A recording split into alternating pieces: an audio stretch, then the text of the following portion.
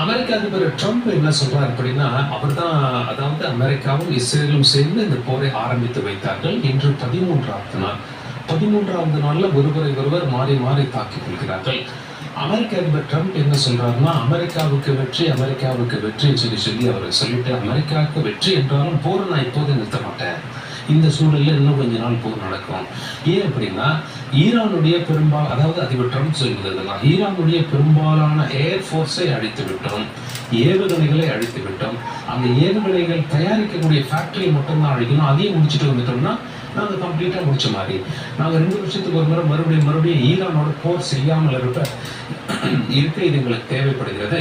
அதனால எங்களுக்கு வெற்றி கிடைத்து விட்டது, இருந்தாலும் கொஞ்ச நாள் போர் நடக்கும் அப்படின்னு சொல்லி ட்ரம்ப் சொல்றாரு. ஈரான் அதிபர் என்ன சொல்றாருன்னா, ரஷ்யாவும் பாகிஸ்தானும் என்கிட்ட பேசினாங்க, போர் நிறுத்தணும் அப்படின்னா 3 நிபந்தனைகள் இருக்கு. ஒன்று, ஈரானுடைய உரிமைகளை அங்கீகரிக்க வேண்டும். ஈரானுடைய உரிமைகள் அப்படின்னு சொல்லி அவர் தெளிவாக சொல்ல, அதாவது ஆயுதங்கள் வைத்துக் கொள்வது, மற்றபடி சராசரியாக இயங்குவது, அணு உலைகள் தொடர்பான அந்த விஷயங்களை சொல்ல வராரா அப்படிங்கிற கேள்வி எல்லாம் முன்வைக்கப்படுது. ஈரானுடைய உரிமைகளை மதிக்க வேண்டும் அப்படின்னு சொல்லி சொல்றாரு. பாயிண்ட் நம்பர் 2, அமெரிக்காவும் இஸ்ரேலும் தான் முதல்ல தாக்கியிருக்காங்க, அந்த சேதத்துக்கான இழப்பீடை தர வேண்டும். கண்டிஷன் 3, இனி எதிர்காலத்தில் இது போன்ற ஒரு தாக்குதல் ஈரான் மேல் நடக்காமல் இருக்க சர்வதேச நாடுகள்லாம் உத்தரவாதம் அளிக்க வேண்டும். இந்த 3 நடந்ததுன்னா நாங்கள் போர் நிறுத்தத்துக்கு தயார் அப்படின்னு சொல்லி ஈரான் தரப்புல அதிபர் சொல்லி இருக்கிறார். தகவல் என்ன அப்படின்னு சொல்லி பார்க்கும்போது, நமக்கு அந்த ஸ்ட்ரெயிட் ஆஃப் ஹார்முஸ் என்று அழைப்போம், ஈரானுக்கு ஒட்டியுள்ள கடல் பகுதியாக மற்ற கப்பல்களை குறிவைத்து ஈரான் தாக்குதல் நடத்தி வருகிறது. அப்படி தாக்குதல் நடத்தப்பட்ட அந்த காட்சிகளை பார்க்கலாம்.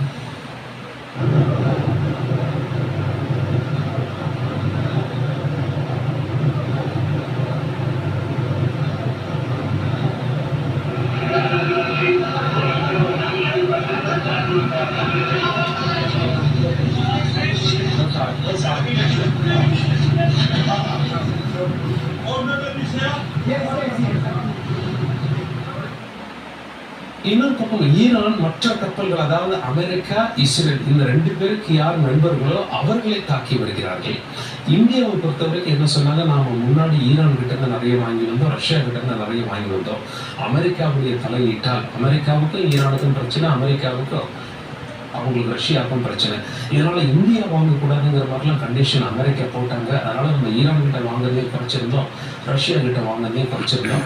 பட் இப்போ ஈரான் என்ன சொல்லியிருக்காங்க அப்படின்னா, இந்திய கப்பல்களை நாங்கள் அனுமதிக்கிறோம், ஒன்றும் பிரச்சனை இல்லைன்னு. அப்படி வெற்றிகரமாக இந்திய கப்பல் அந்த ஸ்ட்ரெயிட்ஸ் ஆஃப் ஹார்முஸ் என்ற பகுதியில் சேதம் இல்லாமல் வந்து விட்டதாக இந்திய அரசு சார்பாகவும் தகவல் சொல்லப்பட்டிருந்தது. இதெல்லாம்